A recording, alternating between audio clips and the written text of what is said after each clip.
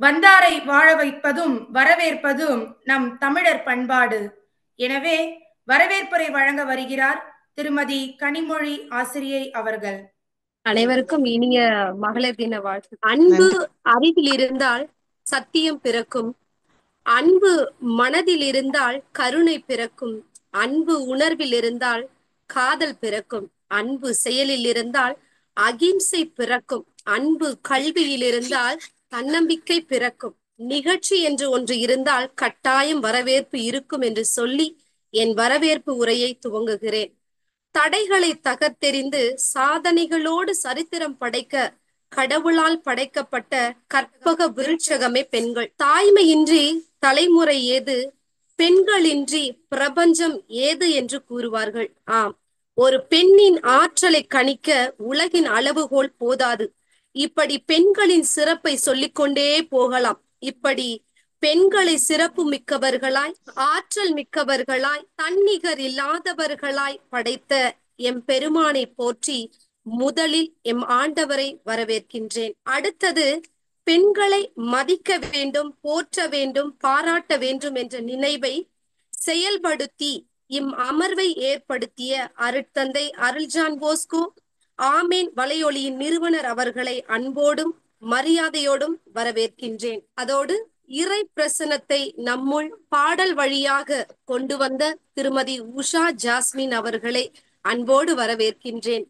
பெண்களின் பருவங்கள் அன்றும் இன்றும் என்ற தலைப்பில் பல பருவங்களை பற்றி பேச வருகை தந்திருக்கும் திருமதி ராஜலட்சுமி அவர்களையும், திருமதி பாரதி அவர்களையும், திருமதி சோபா அவர்களையும், திருமதி சண்முக மீனாட்சி அவர்களையும், திருமதி ஆயிஷா அவர்களையும், திருமதி திவ்யா அவர்களையும், செல்வி மோனிகா அவர்களையும் வரவேற்கின்றோம்.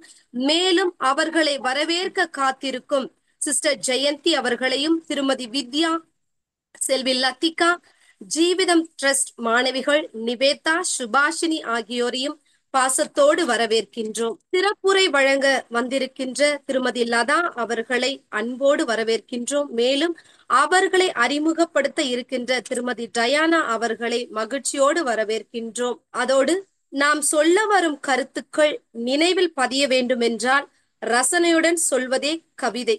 அந்த கவிதை வடிவில் நம்மை பெண்மையை போற்ற வந்திருக்கின்ற திரு கஸ்பார் அவர்களையும் திருமதி செல்வி அவர்களையும் அன்போடு அழைக்கின்றோம். நம்முடைய நிகழ்ச்சிகளை மெருகேற்ற நம்மை மெய் சிலிர்க்க வைக்க காத்திருக்கும் இசை கலைஞர் தேஜஸ்வி அவர்கள் அழகே அழகே என்ற பாடலை வீணையின் வழியாக மீட்டி நம்மிடையே வாசிக்க வந்திருக்கிறார்கள். அவர்களை அன்போடு வரவேற்கின்றோம்.